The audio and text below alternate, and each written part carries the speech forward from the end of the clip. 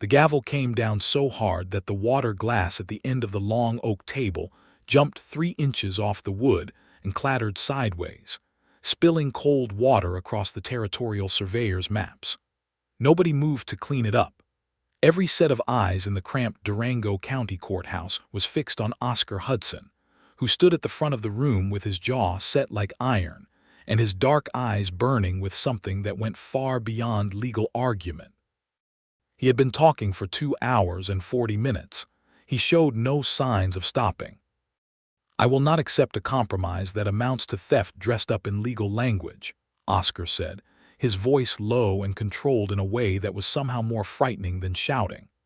"The Cimarron Creek headwaters flow through Hudson land. They have flowed through Hudson land since my father drove the first stake in 1859. No survey, no prior appropriation doctrine, and no fast-talking water attorney from Santa Fe is going to change that historical fact." Judge Artemus Crane rubbed the bridge of his nose and looked out over the crowd packed into his courtroom.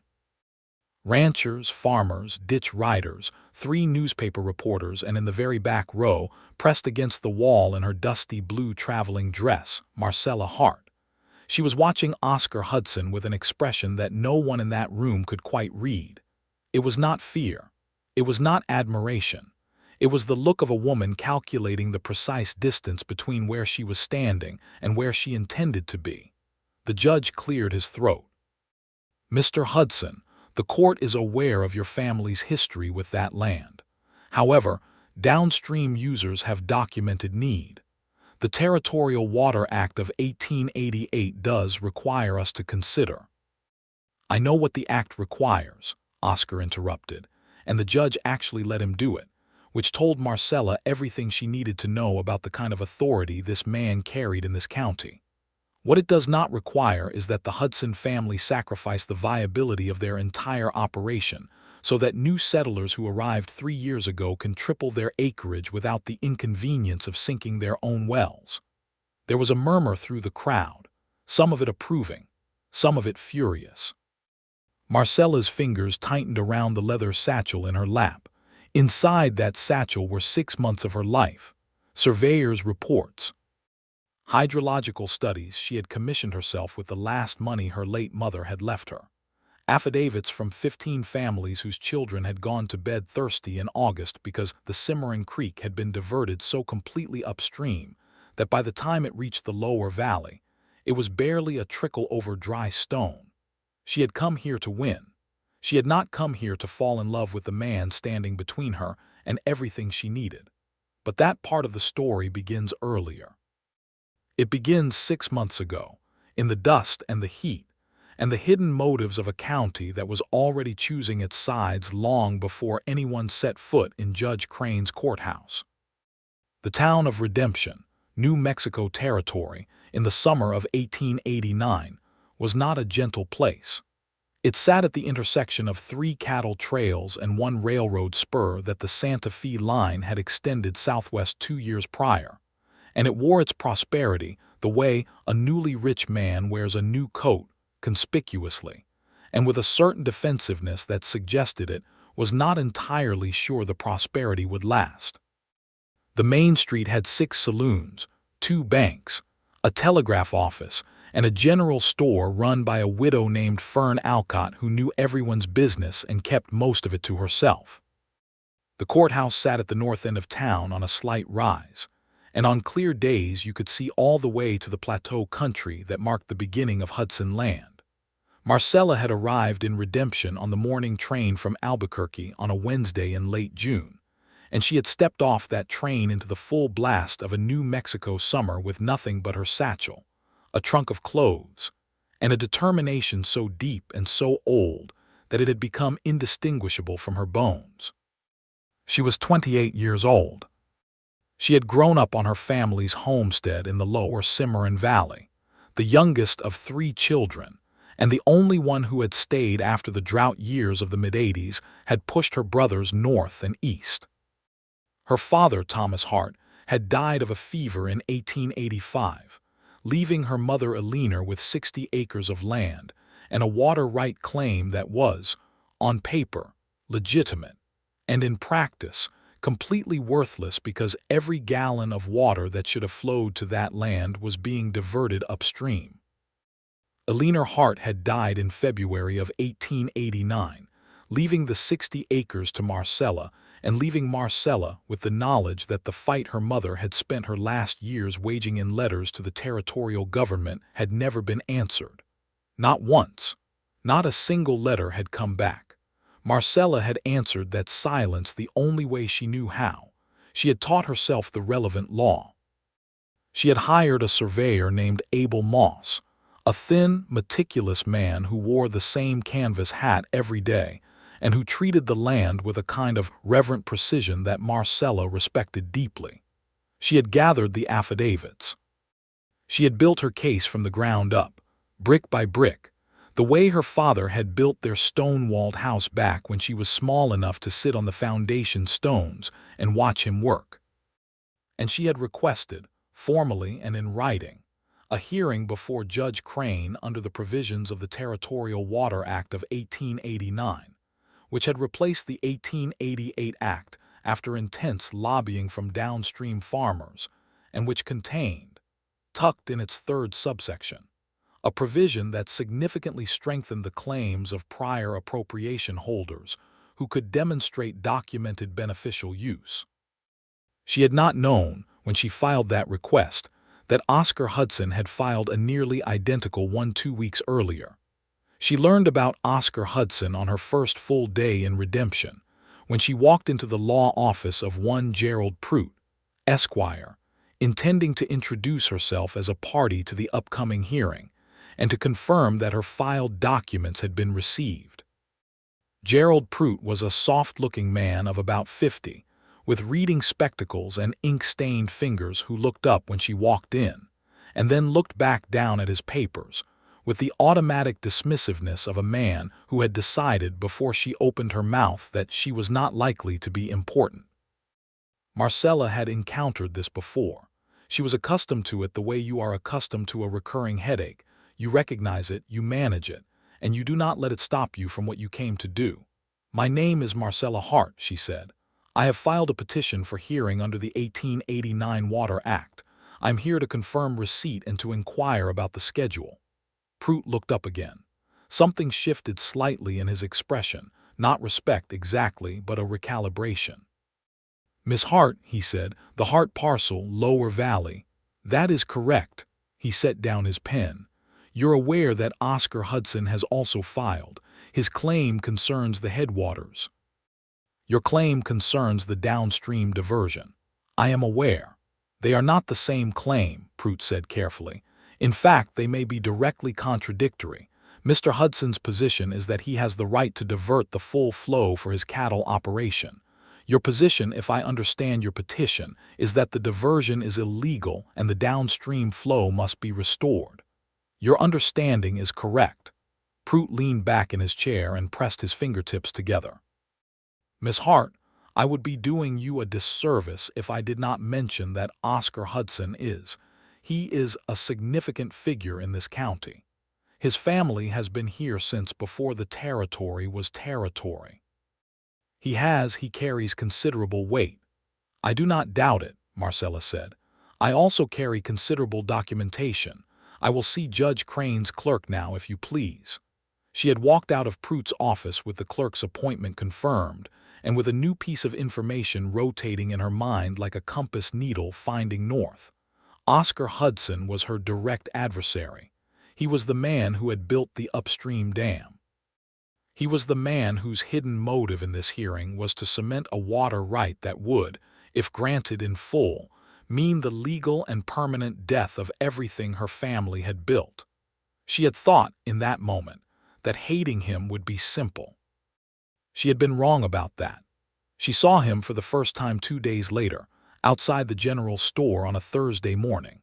She was buying a new canteen and a box of writing paper, and he was loading feed sacks onto a wagon with the help of 2 ranch hands. And she knew who he was before anyone introduced them, because Gerald Prout's description, tall, dark-haired, carries himself like he expects the ground to cooperate with him, was accurate enough to use as a portrait. Oscar Hudson was 34 years old. He had the kind of build that comes from actual physical labor rather than performance of it, broad through the shoulders, lean through the middle, with hands that had clearly done more than sign legal documents.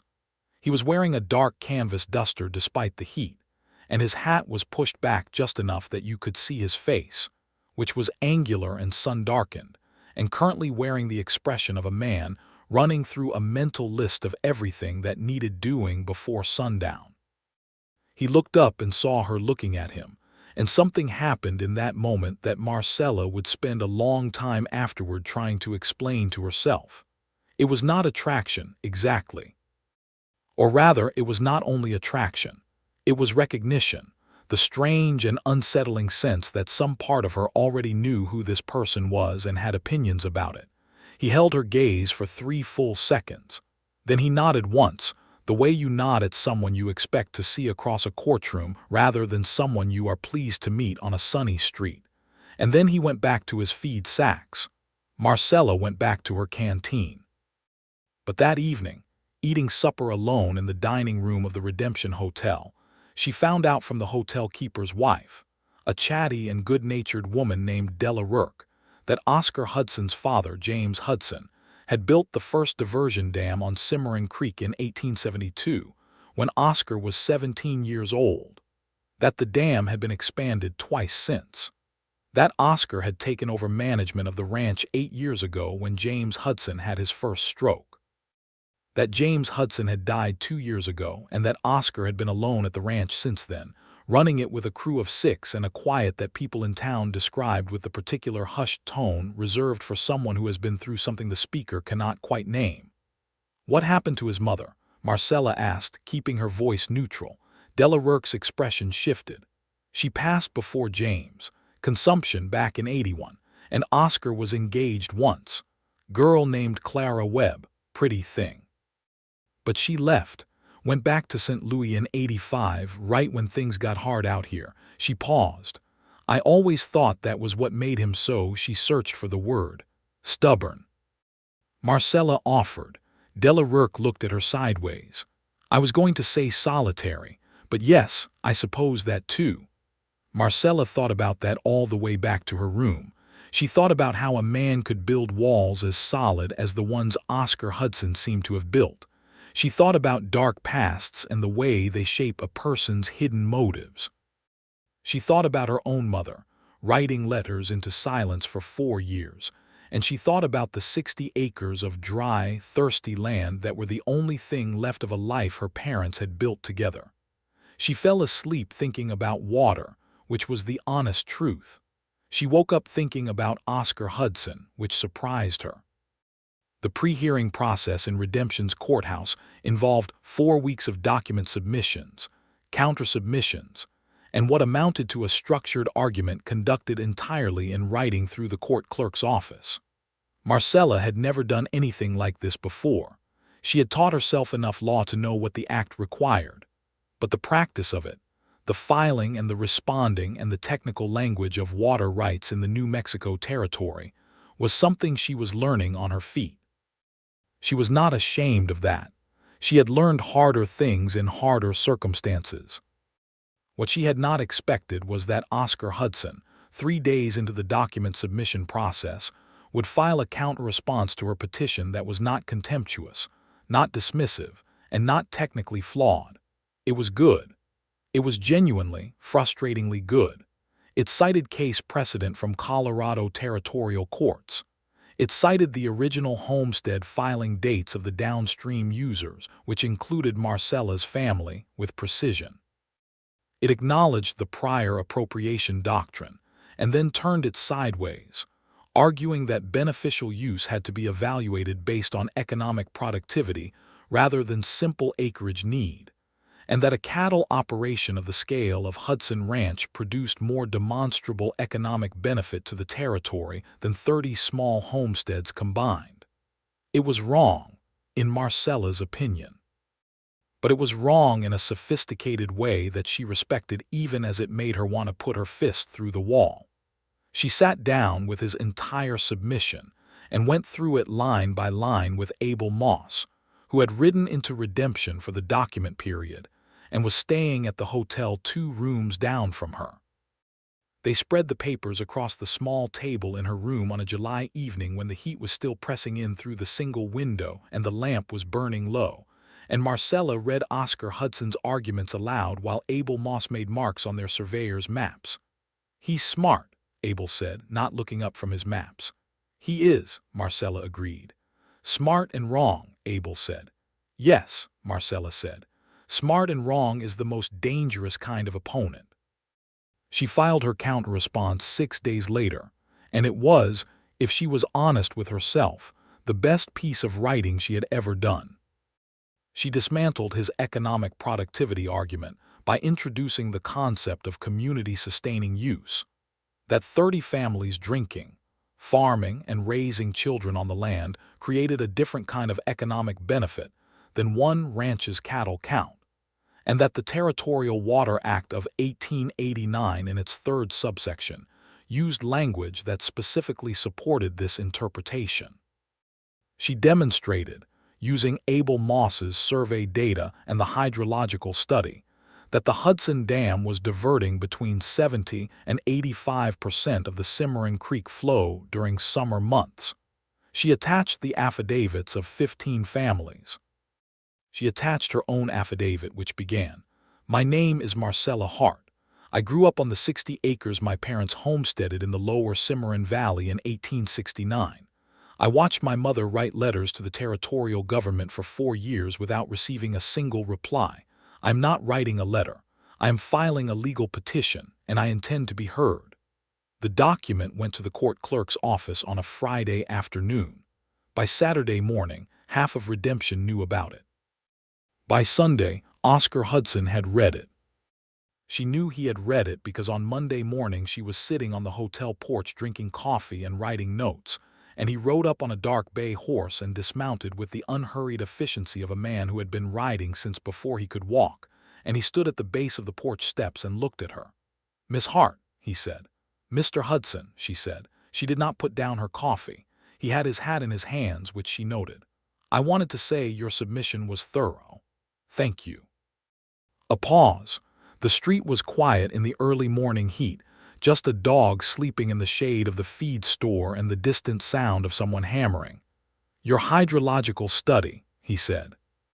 "The one Moss did, you had it done independently." "I paid for it myself, yes."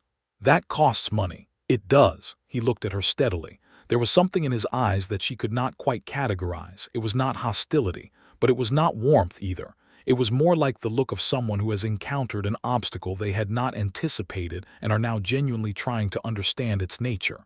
"My family has been on that land for 30 years, he said. "I know," she said. "My family has been in the lower valley for 20 years. I understand legacy, Mr. Hudson. I also understand thirst." His jaw tightened. There it was, the stubbornness, the famous immovable quality that people in Redemption described when they talked about Oscar Hudson. She could see it physically manifesting in the set of his shoulders, the slight forward tilt of his posture, the way his grip on his hat brim tightened. "There has to be a middle way," he said, and the words seemed to cost him something. Like he had been arguing with himself about whether to say them, and the argument had been close. "I am open to a middle way," Marcella said. "That involves an actual, measurable, legally binding minimum flow guarantee reaching the lower valley by August 1st of every year. Not a compromise that uses the word guarantee but has no enforcement mechanism, an actual guarantee." He looked at her for a long moment. She had the feeling that he was reassessing something. She had the feeling, which was strange and somewhat alarming, that she was doing the same. "I will think about it," he said. "So will I," she said. He put his hat back on and remounted the bay horse and rode back the way he had come. Marcella watched him until he was a dark shape at the end of the sun-bleached Main Street, and then she looked back down at her notes, and she sat for a long moment doing nothing at all, which was unusual for her. 2 days later, a note arrived at the hotel desk addressed to her in handwriting that was angular and precise and somehow entirely unsurprising. It said, "Miss Hart, I propose a meeting on neutral ground to discuss a possible framework before the formal hearing. The Alcott store, Thursday at 2 o'clock. Your response is welcome. O. Hudson. She wrote back, Mr. Hudson, I will be there, M. Hart. She arrived at the Alcott store at 1:55 on a Thursday afternoon in late July, and Fern Alcott, who clearly knew exactly what was happening and was choosing to be diplomatically absent, had left them the back room with 2 chairs, a small table, and a pitcher of cool water from the store's deep cellar. Oscar was already there when Marcella came in. He was standing at the small window looking out at the back alley, and he turned when she entered, and for a moment neither of them said anything. The room smelled of dried herbs and cedar and the particular dusty sweetness of a well-stocked general store, and the afternoon light came through the window at a low angle that was almost golden. "Thank you for coming," he said. "Thank you for suggesting it," she said. They sat down across the table from each other, close in that small room. Close enough that she was aware of the details of him, the faint scar along his jaw, the way his hands rested flat and still on the table rather than fidgeting, the particular quality of his attention, which was complete and focused in a way that she found simultaneously flattering and unnerving. "I want to understand something," he said. "Before we talk about frameworks and legal mechanisms, I want to understand what you actually need. I already filed 14 documents explaining what I need. I know what you need on paper," he said. "I want to understand what you need in real terms, what would change for you and for the people you are representing if the water flow were restored." She studied him. His expression was serious and she thought genuine, like this was an actual question rather than a negotiation tactic. "Families wouldn't lose their land," she said. 3 families in the lower valley are close to defaulting on their homestead improvements because they can't farm dry ground. My friend Clara Denning has 3 children under 8. Her oldest is a boy named Samuel who helps his father carry water from a creek tributary 3 miles east every morning before school. That's what I need to change, Mr. Hudson. I need that boy to walk to school instead of carrying water. Something moved in Oscar's face. It was brief, but she caught it. Something that looked like pain of the old and complicated variety. "I have 600 head of cattle," he said quietly. "Without the full summer diversion, my projections, my foreman and I have been through the numbers many times. We lose roughly 40% of our summer grazing water. That's cattle that don't make weight for fall sale. That's a significant financial consequence." "I know," she said. "I read your submission carefully. But the hydrological study shows that a minimum flow of 30% of total Cimarron Creek volume reaching the lower valley would be sufficient for domestic and small-scale agricultural use. You would retain 70%. That is not an even split, Mr. Hudson. That is strongly in your favor. 30% minimum guaranteed flow would require a new dam structure," he said. "Flood gates, specific engineering, that costs. I know what it costs. I got an estimate." She reached into her satchel and pulled out a folded paper. She put it on the table between them. He looked at it. He did not touch it immediately. When he did pick it up, he read it slowly and she watched his eyes move down the page. "This is lower than what my foreman estimated," he said. "Your foreman estimated based on full dam replacement. This estimate is for gate installation in the existing structure. Different work." He looked up at her. His expression had changed again. He was doing the recalibrating thing again. She was getting used to it. "You had this prepared before you came to this meeting," he said. "I have been preparing for this conversation for 6 months," she said. There was a moment of silence. Outside, someone drove a wagon past the back alley and the sound of the wheels on the packed earth faded away. "Miss Hart," Oscar said. He stopped. He set the paper down with a care that suggested he was buying himself time. "I want to ask you something that is not about water." She waited. "Why didn't you leave?" he said. "Your brothers left. Most people who had what you had in the lower valley during the drought years, they left. Why did you stay?" The question was unexpected enough that it bypassed her usual defenses and touched something real before she could organize it into a professional answer. My mother needed someone to stay, she said. And then the land needed someone. It doesn't ask for much, it just needs water. He was quiet for a moment. When he spoke, his voice was different, lower, carrying something she recognized as the weight of a story that doesn't get told often. My father built the first dam in 1872 because we lost 900 cattle to a dry summer the year before, 1871. I was 16 years old and I helped him bury the ones that didn't make it to the creek in time. He told me that day that we would never be at the mercy of dry years again.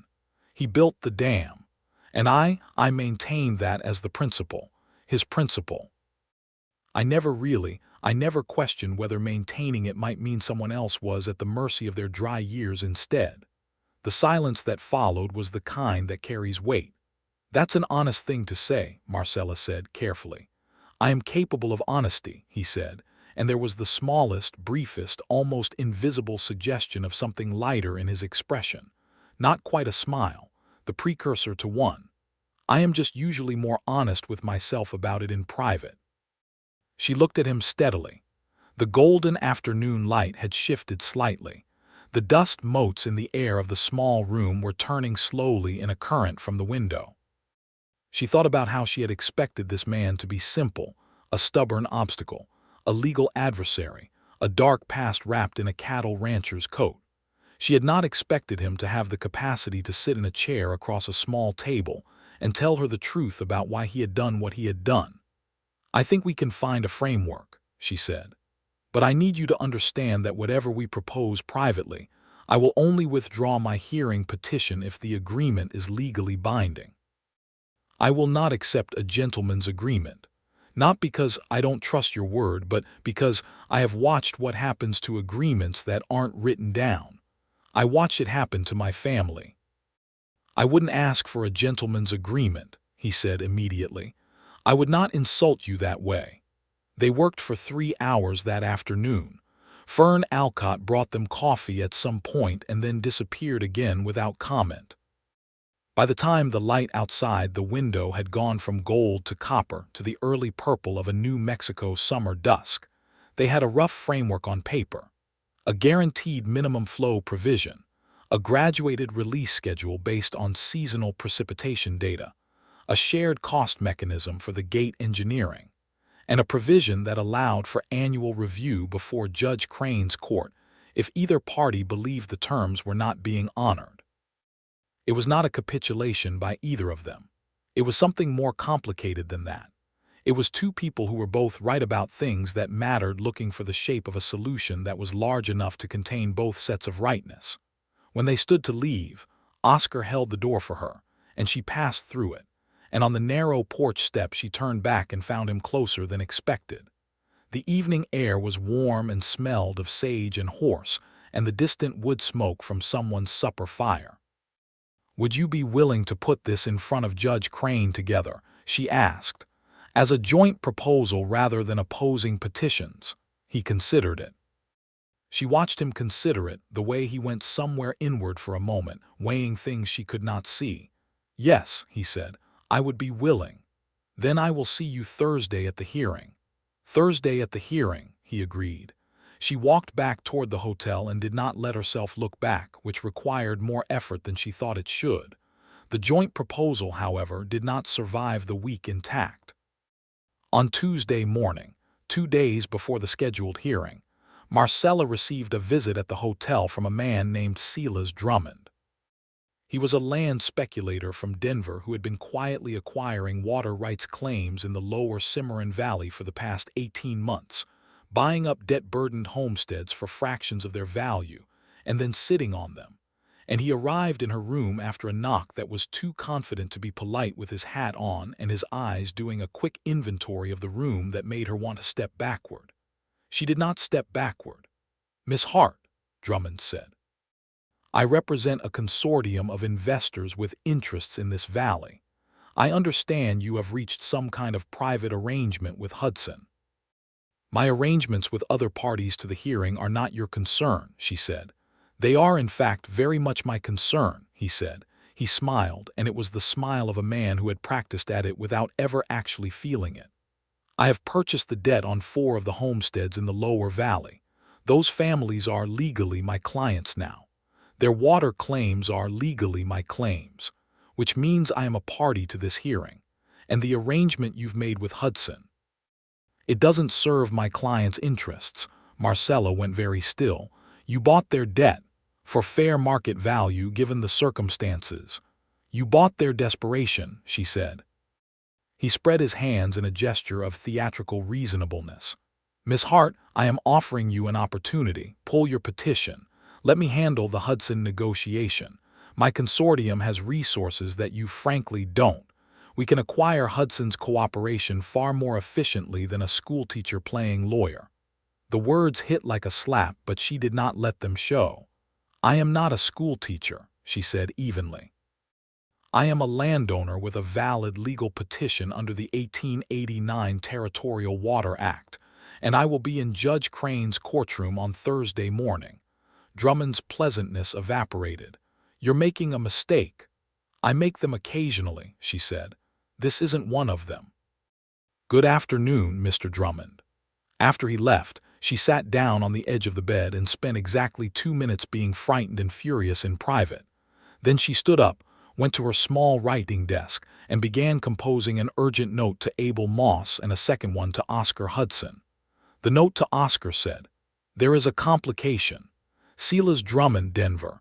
He holds debt on 4 Lower Valley homesteads and claims to be a party to the hearing. I need to know if you have any prior dealings with him. This is urgent. M. Hart. His reply came within the hour, and the handwriting was tighter than usual, which she was beginning to read as a sign of agitation. It said, Drummond approached me 6 weeks ago wanting to buy a portion of my water rights. I refused.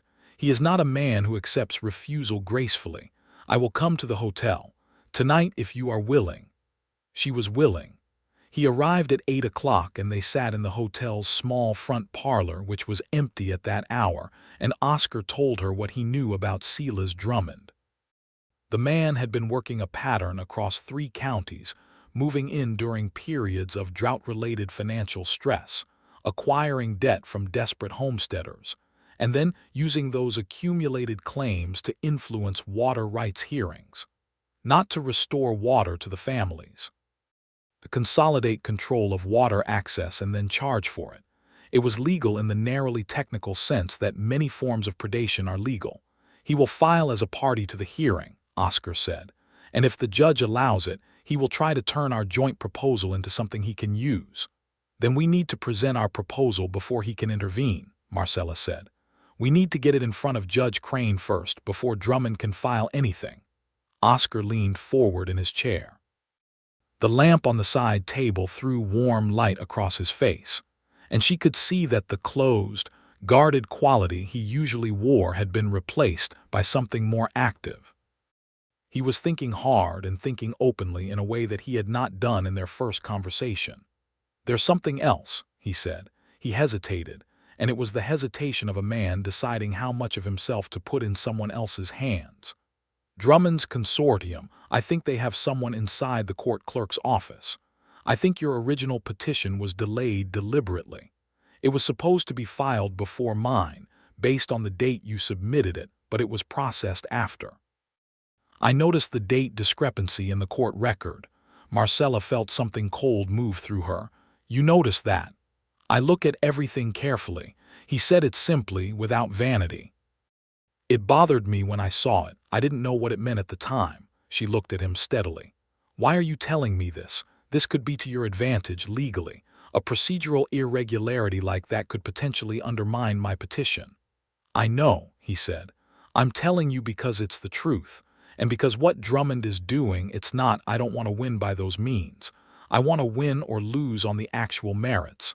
He paused. Or, if possible, reach an agreement that means neither of us has to lose. The honesty of it was quiet and complete, and it landed somewhere in her chest with a weight that she recognized as something significant. Oscar, she said, using his given name for the first time without planning to. She saw the slight change in his expression when she said it, a kind of startled attention, the look of someone who has been touched unexpectedly on the shoulder. We need to go to Judge Crane's home tonight, before the hearing. I know that's irregular, but we need to tell him about the procedural irregularity and about Drummond before Drummond can file tomorrow morning." He nodded slowly. "Crane lives on the east side of town. I know which house. Then let's go." They walked to Judge Crane's house through the warm dark of a July night, and the stars above them were the enormous, indifferent stars of the high desert, and the town was quiet around them. They walked side by side, not touching, but with the particular quality of closeness that comes from a shared purpose and a shared risk. Marcella was aware of him beside her, his height, the sound of his boots on the packed earth, the way he moved with a kind of measured deliberateness that matched his way of thinking. "Can I ask you something?" she said. "You can ask." The girl, Clara Webb, the one who left, she felt him go slightly still beside her. "I'm sorry, that was presumptuous." "No," he said after a moment. "It's no, you can ask." Another pause. She left because she couldn't live the way the ranch required living. Isolated, hard years. I don't blame her. I was gone into myself back then. After my mother died, I wasn't easy company. And you've been alone since. Mostly a beat. I have my crew. My foreman Dex has been with me 15 years. He's something like family." He was quiet for another moment. "I think I told myself for a long time that the solitary part was the cost of doing it right, keeping the ranch, keeping my father's work alive, that there wasn't room for anything else alongside it." She thought about that. She thought about her own 6 years of solitude in the lower valley, tending the land and her mother, and the idea of fighting, always the idea of fighting, like a candle she had been keeping lit against the dark. "I understand that feeling," she said. He looked at her sideways. The town lights were behind them now, and the only illumination was starlight, and he was a shape beside her rather than a face, but she could feel the quality of his attention on her. "What does it feel like?" he asked quietly, "from the inside of it?" "Like you are entirely sufficient to yourself," she said, "and also like you are using all your energy to maintain a fiction." He made a soft sound, not quite a laugh. "Something more private than a laugh." "Yes," he said, "exactly that." They arrived at Judge Crane's house and knocked, and the judge answered in his robe with a lamp in his hand, and the expression of a man who had learned over 30 years on the bench that late-night visits from parties to his proceedings were never good news but were sometimes necessary. He listened to what they told him, the procedural date discrepancy, Drummond's debt acquisition, Drummond's visit to Marcella that afternoon with the focused attention of a man doing his job, which in that moment was a comfort to both of them. "I will review the court record tonight," Crane said. "And I will be speaking with my clerk first thing in the morning. As for Drummond, if he attempts to file as a party to this hearing, I will evaluate his standing very carefully." He looked at both of them. "The two of you have a joint proposal." "We do," Marcella said. "Good. Bring it first thing Thursday morning, before anyone else sets foot in that courtroom." They walked back through the night, and Marcella felt, for the first time in 6 months, that the weight of the fight was slightly distributed. That it was not only on her shoulders. That someone was standing beside her with their own shoulder under it. The feeling was unfamiliar enough that she did not know immediately what to call it. She called it relief, because that was the safer word. On Thursday morning, they arrived at the courthouse 40 minutes early and presented their joint proposal to Judge Crane in his chambers. Crane read it carefully and asked 3 questions, each of which they answered, and then he nodded with the gravity of a man who has just recognized a solution that is actually a solution rather than a document pretending to be one. "This is workable," he said. "It is more than workable. This is the kind of agreement that would have prevented 3 years of conflict if it had existed in 1886. Drummond arrived at the courthouse at 8:30 and filed his motion to be added as a party to the hearing. Judge Crane reviewed the motion and denied it on the grounds that debt acquisition does not automatically confer the original water rights claims of a homesteader, a ruling that Marcella had found cited in a Colorado case and had included in a brief she had quietly attached to their joint proposal that morning, and which Oscar had looked at when she attached it and said, with a deliberateness that she understood was his version of admiration, "You prepared for that too." "I prepare for everything," she had said, and he had looked at her with an expression that she filed away somewhere warm and safe in the back of her mind. But the hearing did not proceed entirely as planned. When the room filled and the formal session began, Drummond's attorney, a sharp man named Warren Bell, who had come down from Santa Fe, challenged the joint proposal on procedural grounds, arguing that the private nature of its development outside the formal process constituted an improper ex parte communication and should be set aside.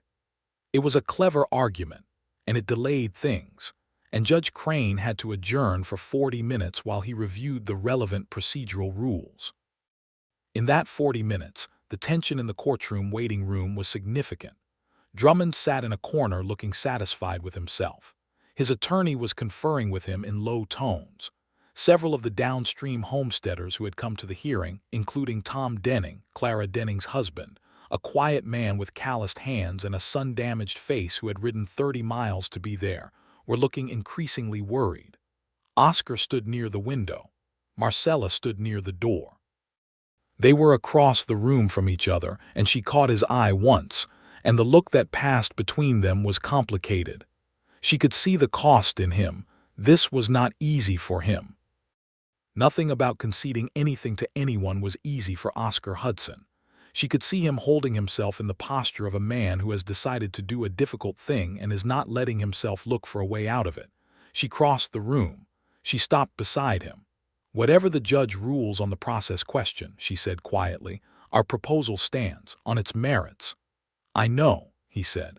"If he sets it aside and we have to argue opposing petitions formally, I will present mine as written. I will not soften it." "I know," he said again, and then, surprising her, "Don't soften it, it's a good case. Whatever happens, it's a good case." She looked at him. He was looking out the window at the bright street below. His jaw was set in the way she had come to recognize as his control posture, but there was something underneath it that was not stubbornness. Something that was more like faith, an unfamiliar exercise of faith in something outside himself. "Oscar," she said. He turned and looked at her, and the distance between them was small, there in the corner by the window, and the sounds of the waiting room were around them and also somehow far away. "Thank you," she said, "for the note about the date discrepancy, for the meeting, for all of it." Something in his face changed, not dramatically. Not in a way that anyone watching from across the room would have necessarily noticed, but she was close enough to see it. The walls, not all of them, but some of them came down for just a moment, and what was underneath was not what she had expected. It was not armor. It was something quieter and older than armor. It was the face of a man who had been alone for a long time with something good in him that had not had anywhere to go. "You're doing the same," he said. You've made it possible to do this properly, instead of just," he stopped. "Instead of just fighting," she said. "Yes."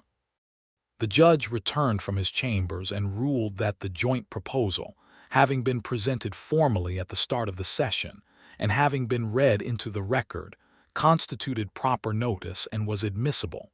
Drummond's attorney objected and was overruled. Drummond's expression darkened in a way that Marcella noted and filed away. And then the hearing proceeded. Oscar went first. As planned, he presented the Hudson Ranch side of the joint proposal, laying out the historical water use, the dam construction, and the proposed gate modification that would guarantee the minimum downstream flow. He was, as everyone had said he would be, formidable. He spoke with the certainty of a man who had been fighting for this land his entire life, but tempered now with something different, a recognition of the shape of the problem that went beyond his own position in it. He did not concede weakness. He presented his side with full force, but within that full force, the joint proposal had room. He had built the room deliberately, and she could see the architecture of it, and it was the work of someone who had thought carefully about how to preserve his own position while making space for something larger. When he sat down, The room was quiet in the respectful way of people who have heard something they were not quite expecting. And then Marcella stood up. She had notes, but she did not look at them much. She had spent 6 months with this material, and it lived in her now, in the structure of her arguments, in the flow of her reasoning, and above all in the affidavits she had gathered, which were not legal abstractions but people. Real people with real children and real dry ground and real loss. She read 3 of the affidavits aloud, and she read them slowly, and the courtroom was utterly silent during all 3. She presented Abel Moss's hydrological data in plain language, translating the technical measurements into terms that a room full of ranchers and farmers and 3 newspaper reporters could understand. She explained what 70 to 85% diversion meant in terms of what arrived at the lower valley in August. She explained what 30% minimum guaranteed flow would mean. She explained the gate modification cost and the shared cost mechanism that the joint proposal included. And then she addressed Drummond directly, without naming him, by explaining what the court should understand about debt-based consolidation of water rights claims, that it was a mechanism by which the suffering of individual homesteaders was being converted into leverage for speculative profit, and that the Territorial Water Act of 1889 had not been written to facilitate that conversion. She cited the Colorado case. She cited 2 New Mexico territorial precedents she had found through the Albuquerque territorial records. She cited the specific language of the Act's 3rd subsection. She spoke for 47 minutes. When she was done, she sat down, and Tom Denning from the back of the room made a sound that was almost inaudible, a rough, suppressed sound, the sound of a man who does not cry in public but has been close to it. Judge Crane adjourned for deliberation. The deliberation lasted 1 hour and 20 minutes. When he returned, he approved the joint proposal in its entirety and issued a formal ruling that incorporated it as a binding legal agreement subject to the court's jurisdiction. He denied Drummond's claims with a written ruling that addressed the debt consolidation mechanism directly, using language so clear and so specific that Marcella suspected it would be cited in future territorial water cases. He also noted, for the record, that the procedural irregularity in the original filing dates was being referred to the Territorial Attorney General for investigation. The room broke into noise. Tom Denning was across the room and shaking Marcella's hand before she had fully processed what had happened, and she found herself looking past his shoulder at Oscar, who was standing where she had last seen him, near the front of the courtroom, and he was watching her with an expression that she had never seen on him before.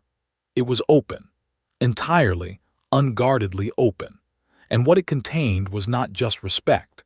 It was not just the recognition of a fellow combatant. It was something warmer and more complicated, and more frightened than either of those things. He walked toward her through the crowd, and people parted around him without really thinking about it, and he stopped in front of her and said, in a voice pitched low enough that it was only for her, "I would like to say something to you." "All right," she said. "Not here," he said. "Later, if you are willing." "I am willing," she said. He nodded, and the formality of the nod was at odds with the openness of his expression, and she thought that was one of the most honest things she had ever seen. A man holding himself to his old forms while something new was growing through them. Drummond left the courthouse without speaking to anyone. His attorney looked like he was composing the language of an appeal in his head. Marcella did not watch them go. She was busy with the downstream homesteaders, answering questions about the timeline for the gate modification, explaining the annual review provision, reassuring Tom Denning that yes, by August 1st of next year, and yes, legally binding, and yes, she would help make sure the implementation was monitored. Oscar, she noticed from across the room, was having a similar conversation with his foreman Dex, a barrel-shaped man of about 50 with a gray beard, and the deliberate calm of someone who has spent decades preventing other people from making decisions in anger. Dex appeared to be asking questions, and Oscar appeared to be answering them with patience, And at one point, Dex looked across the room at Marcella with the direct, assessing look of a person who knows the whole story, including the parts that haven't happened yet. Marcella did not look away. Dex smiled, which was a smile that contained approximately 15 years of watching Oscar Hudson be stubborn and solitary, and then turned back to his conversation. Later was 7 o'clock, at the hotel dining room, which was the only proper restaurant in Redemption. Oscar had sent a note asking if she would have supper with him, and she had sent one back saying yes. She had worn the better of her 2 traveling dresses, deep green, with buttons down the front that were actually decorative rather than functional. And she had spent an amount of time on her hair that she told herself was simply a matter of presentation and not sentiment. And she had descended the stairs to the dining room at 2 minutes past 7 with her composure firmly in place, which lasted until she saw that Oscar had changed into a dark coat and clean shirt and had done something with his hair that made him look, in the warm lamplight of the hotel dining room, like a man who was not pretending that this was a simple business dinner. They ordered.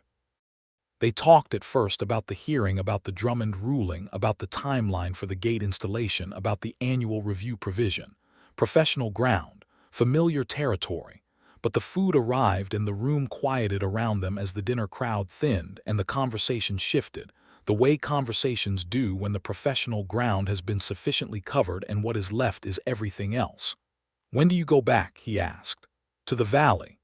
"I've been thinking about that," she said.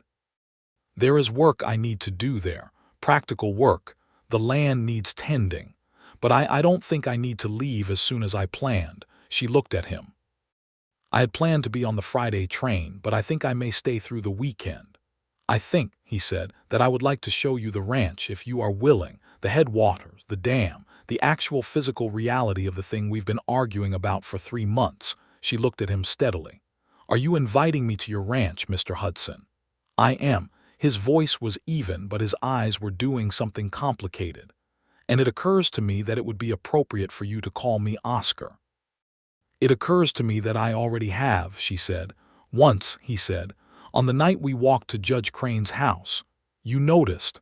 "I notice everything," he said. She was quiet for a moment. The lamp on their table made the world small and warm, and outside the window the town of Redemption was settling into its evening routine. And she was aware of a feeling that had been growing in her for weeks like a plant growing toward water. The feeling that whatever was between her and Oscar Hudson was not simply the residue of a legal conflict resolved. That it was something that had been there underneath the conflict, growing in the spaces between their arguments, nourished by the particular intimacy of 2 people who have fought each other honestly and then chosen to solve a problem together. "Oscar," she said deliberately, "I will come and see the ranch." The ride out to Hudson Ranch the next morning took 2 hours on horseback over country that grew more beautiful as they moved away from town. The plateau land with its red rock formations, the dry grass silver gold in the morning light, the sudden green line of the Cimarron Creek winding down from the higher ground through terrain that was otherwise the color of a memory of rain. Oscar rode beside her on the dark bay and pointed out landmarks without the self-consciousness of someone showing off. This canyon was where they found the best winter forage. This ridge was where you could see into 3 counties on a clear day. This stretch of creek was where his father had taught him to fish when he was 8 years old. The ranch itself, when they crested the last rise and it came into view below them, was larger than she had imagined from the legal descriptions. The main house was built of adobe and timber, solid and unpretentious, with a wide covered porch and a garden at the side that had the slightly neglected look of something that had been started with intention and then given over to time. The outbuildings were well maintained. The cattle in the eastern pasture were in good condition. "It's beautiful," she said, and meant it simply, without complication. He looked at it too from beside her on the rise. "It's home," he said. The word carried weight.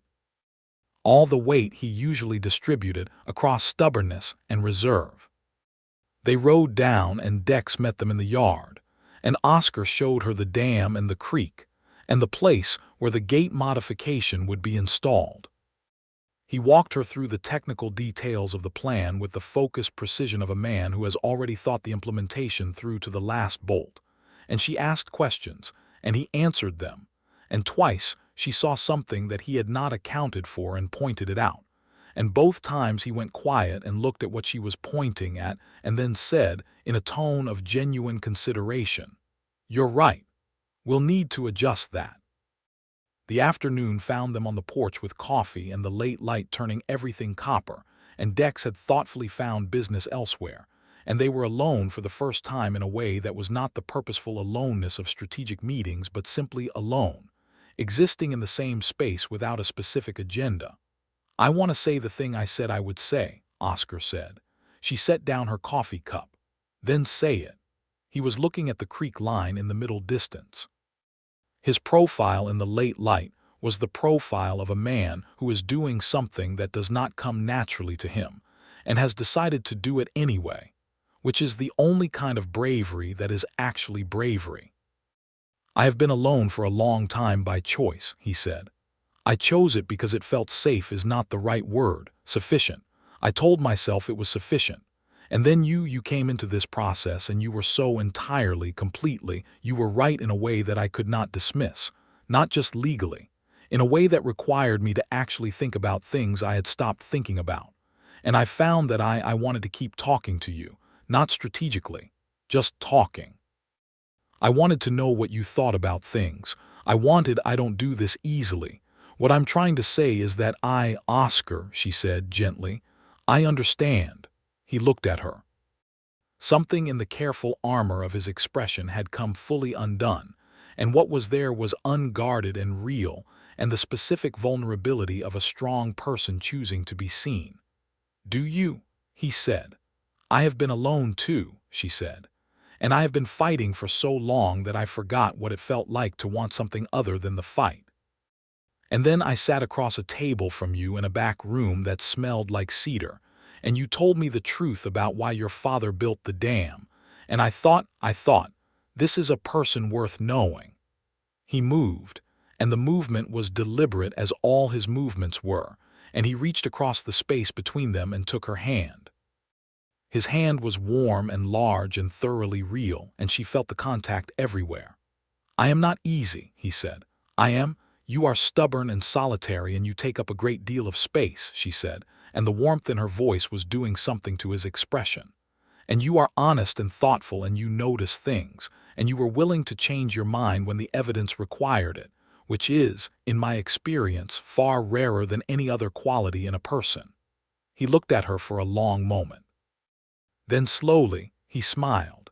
Not the almost smile she had glimpsed in the courthouse waiting room or the slight lightening she had seen at the general store. A real smile, full and warm and transforming his face into something that she suspected not many people ever got to see. "Marcella," he said, and her name in his mouth had a specific quality, careful and complete, like he was deciding how to carry something valuable. "Yes," she said. "I would like to court you properly," he said, "if you are willing. I know you have your land and I have mine and the distance is not nothing, but I would like Oscar," she said. "Yes." He squeezed her hand. She squeezed back. They sat on the porch while the sun went down behind the plateau country and the stars began to appear one at a time, the way stars do in the high desert, first one, then three, then suddenly all of them, the full improbable extravagance of them. Oscar built a small fire in the yard fire ring because the evening air had the bite of altitude in it, and they moved their chairs close to it, and they talked until late, about her mother, about his father, about what they wanted for the land they each tended, about small things and large things with the ease of people who have already been through something difficult together, and found that they can trust each other on the other side of it. When she rode back to Redemption by moonlight with Oscar beside her, Marcella thought that this feeling was what the fight had been for. Not just the water, not just the legal victory, the whole arc of it, the 6 months of preparation and the document battles and the late-night walk through the dark town and the hearing room and all of it, had been a kind of path that had led her here, to this road in the moonlight with this man beside her. both of them moving through the same world in the same direction. The courtship that followed was conducted properly, by the standards of 1889 New Mexico Territory, which meant letters and Sunday visits and the careful observance of the forms that made things legible to the community. Oscar rode to the lower valley on the first Sunday after Marcella returned to her land, and he was introduced to Clara Denning and Tom Denning and young Samuel Denning, who shook his hand with the seriousness of a 7-year-old meeting someone important, and then ran off to show his younger siblings. Tom Denning watched Oscar with the measured look of a man deciding something, and then said, quietly, "You're doing right by this water business. I want you to know I know that." Oscar nodded. "The gate installation starts next month," he said. "You'll have flow by August." Tom nodded. That was enough. Marcella watched the exchange from the porch of the Denning house and felt something settle in her chest like the last piece of a long-worked puzzle. The gate installation did happen in September, overseeing contractor Abel Moss and a crew of 4. Oscar was there for most of it, because Oscar was the kind of man who did not delegate things he could oversee himself. Marcella was there for all of it, because she was the kind of woman who had fought too long for this to watch it from a distance. They stood side by side at the creek bank on the day the first regulated flow came through the new gates and ran downstream, clear and strong, and measured 34% of total creek volume, which was slightly above the guaranteed minimum which Oscar had arranged quietly without making a production of it. Marcella noticed. She looked at him sideways. "The contractor recommended slightly wider aperture," he said, not looking at her. "I'm sure he did," she said. He finally looked at her, and the corner of his mouth was doing the thing again. "All right," he said. "It was my recommendation." She linked her arm through his, standing at the creek bank, and he looked down at her arm through his with the slightly startled expression he sometimes had when she did something affectionate, the expression of a man still recalibrating to the reality of being touched willingly and often. Silas Drummond, for his part, was investigated by the Territorial Attorney General and found to have been involved in fraudulent debt practices in 2 other counties. He was prosecuted and eventually paid restitution to 4 of the Lower Valley homesteaders whose debt he had purchased. The clerk who had manipulated the document filing dates was removed from his position. The territorial government, in a development that made 3 of the newspapers Marcella was reading, cited the Hart-Hudson Water Agreement as a model framework in its guidance to other counties navigating the new Territorial Water Act. Judge Crane wrote a note to Marcella that said, in his careful judicial hand, "Miss Hart, your contribution to this outcome has been considerable. The territory is in your debt." She wrote back.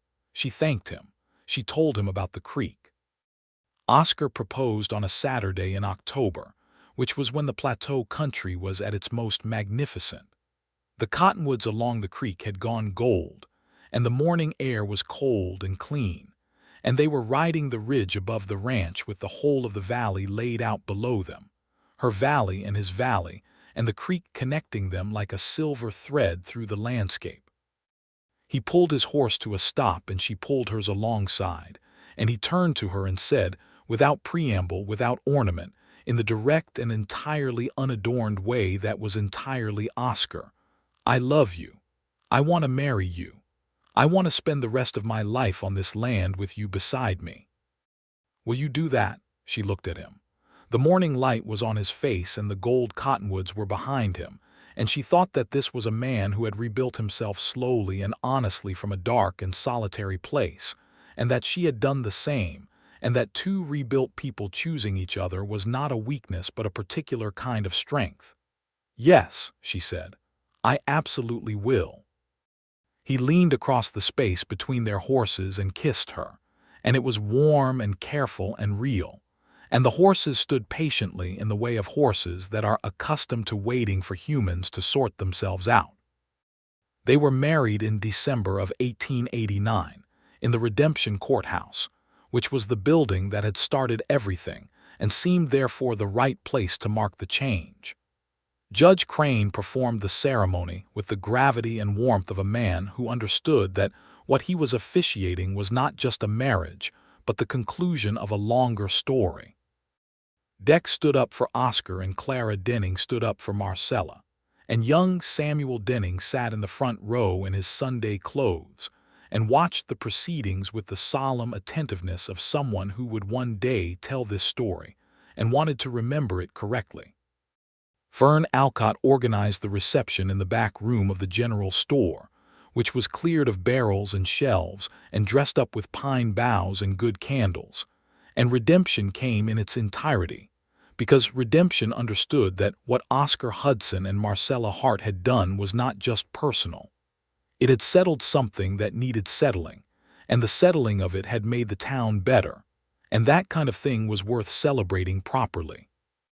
Dex made a speech that was largely incomprehensible through his emotion, and that was also the funniest speech anyone in the room could remember hearing. And Clara Denning cried openly, and Tom Denning shook Oscar's hand for a long time without letting go.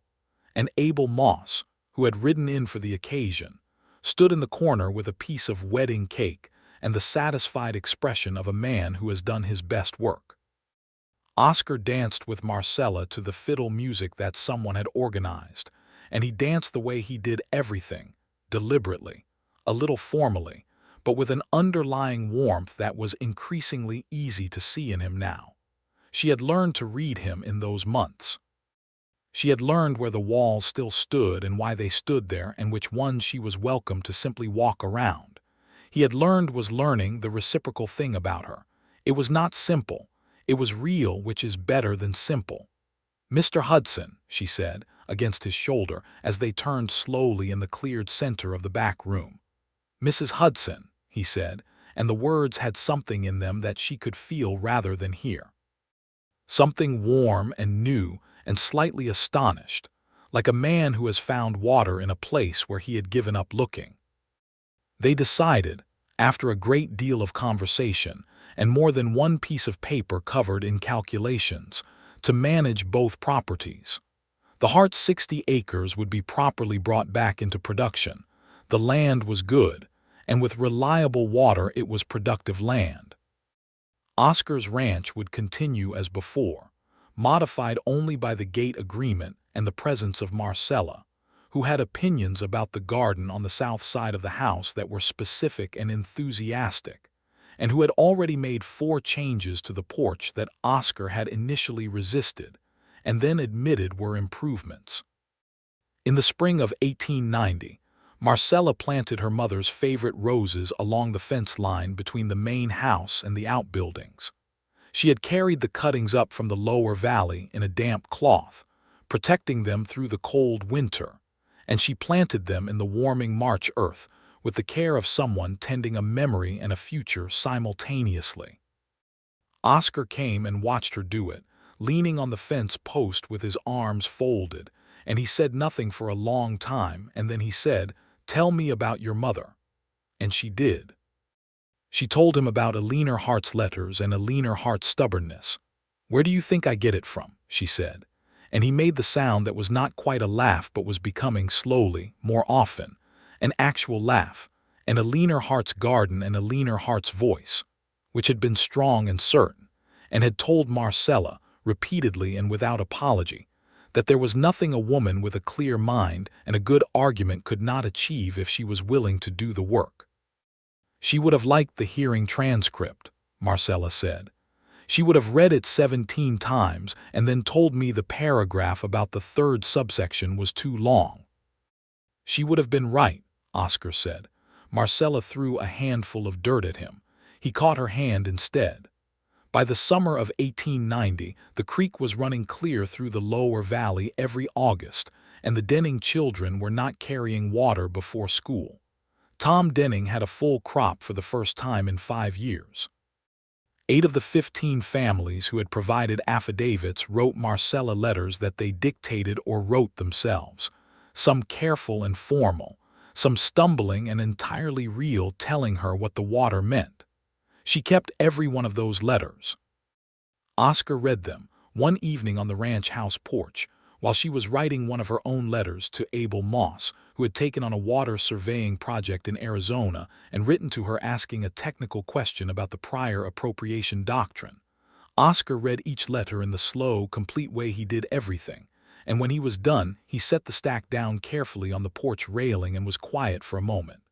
"You were right," he said, "about all of it." She looked up from her writing. "You were right about some of it," she said. "Your productivity argument was not without merit.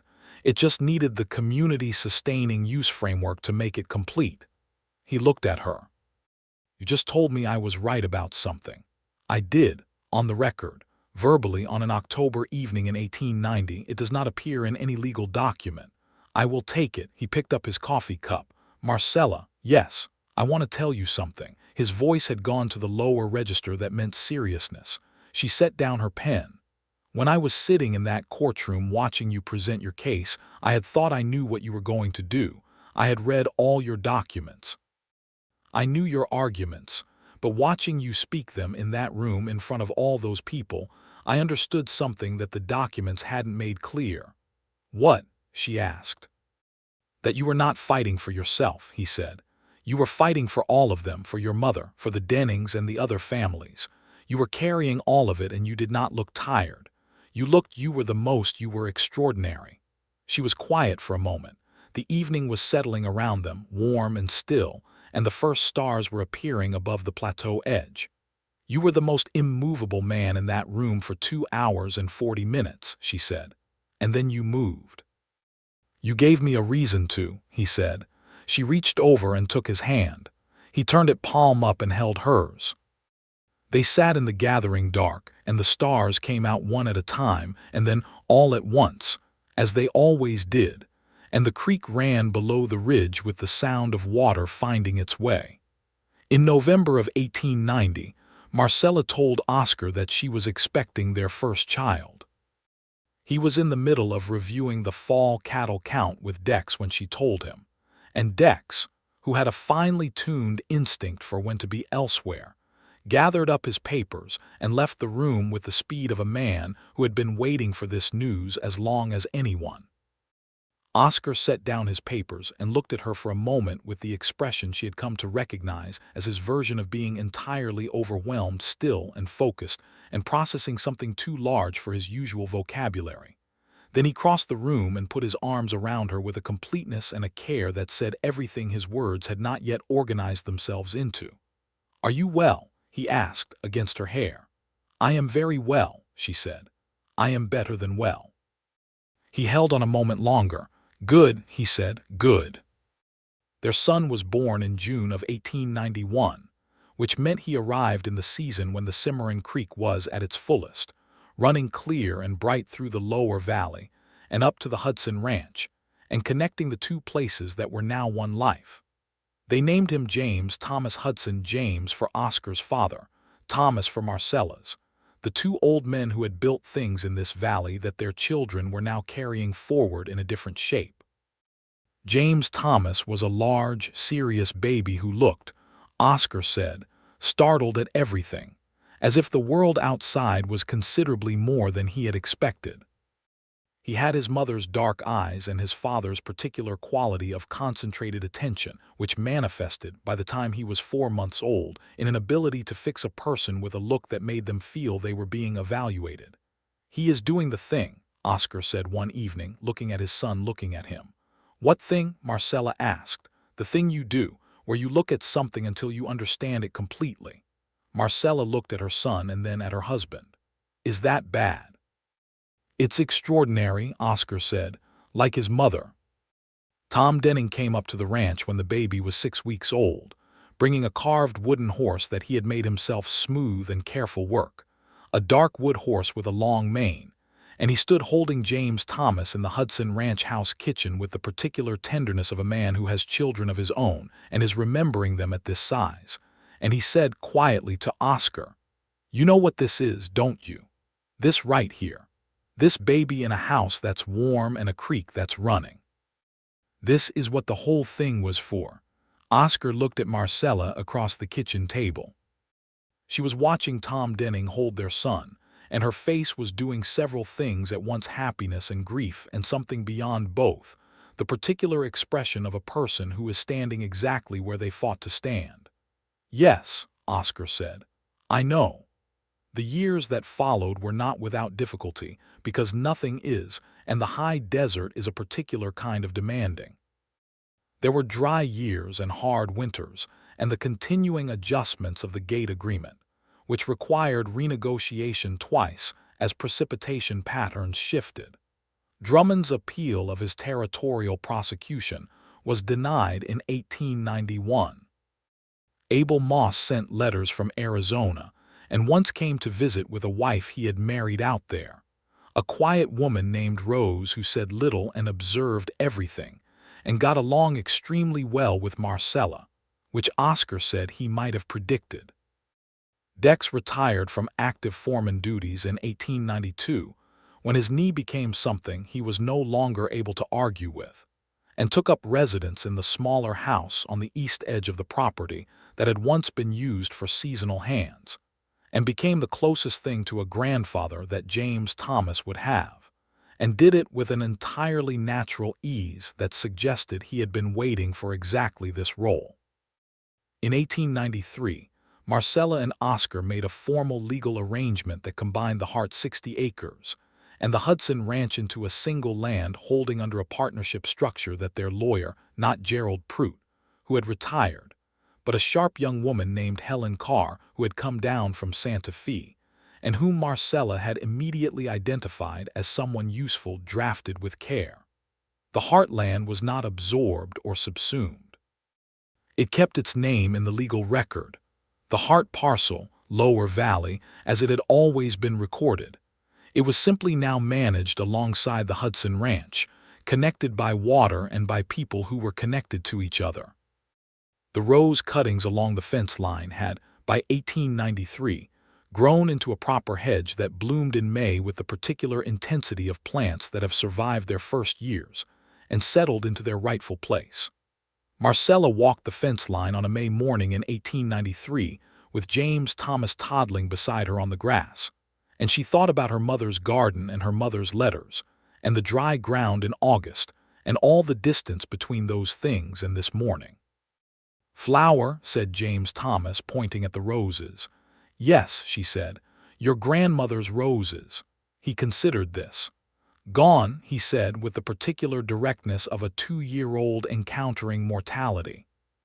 "She's gone," Marcella said, "but the roses stayed." James Thomas thought about this for a moment and then reached out and touched one of the blooms with 2 careful fingers, the way he touched things he was not sure of.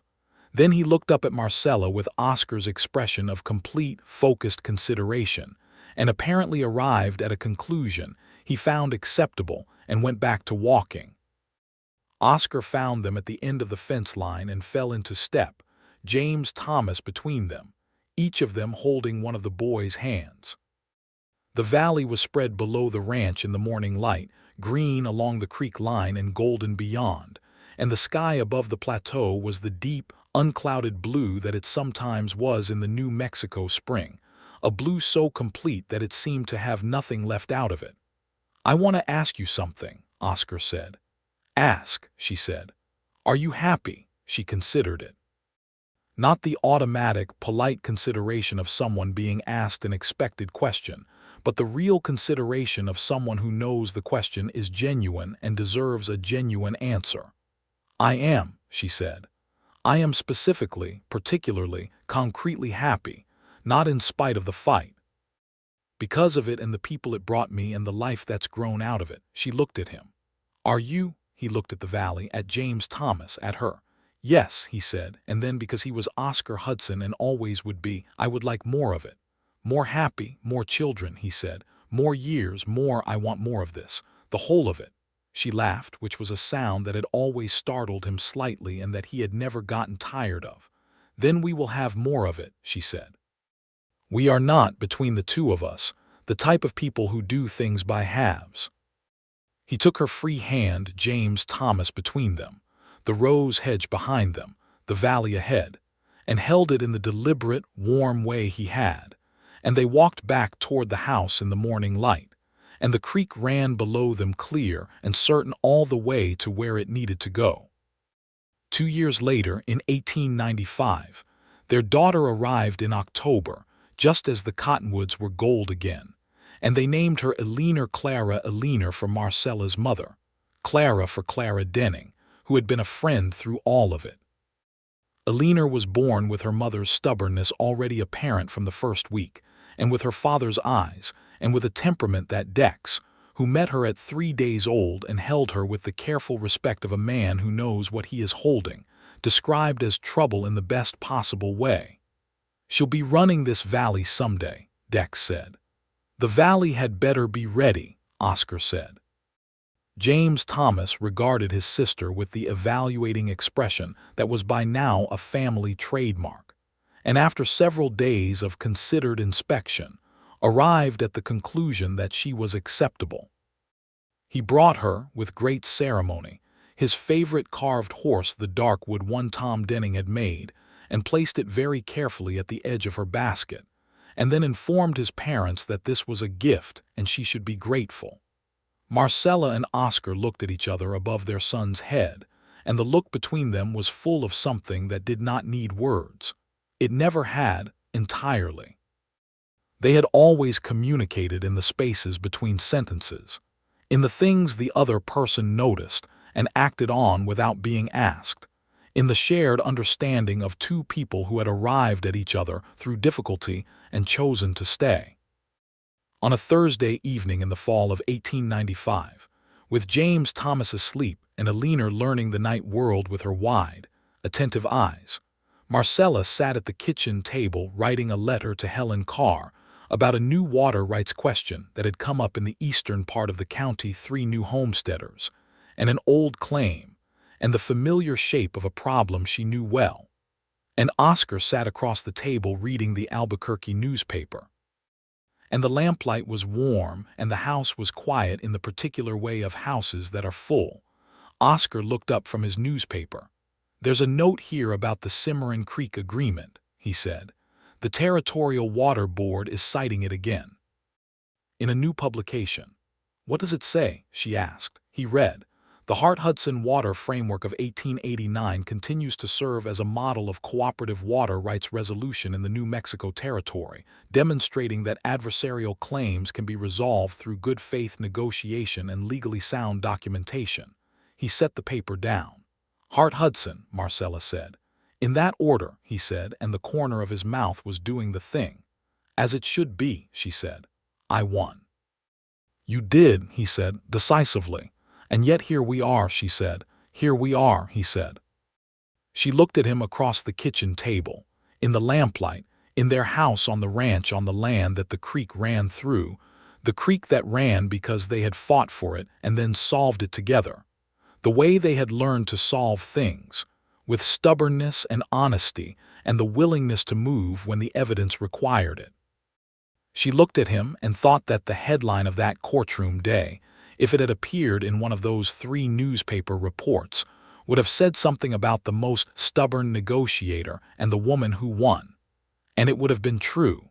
He had been the most stubborn person in that room for 2 hours and 40 minutes.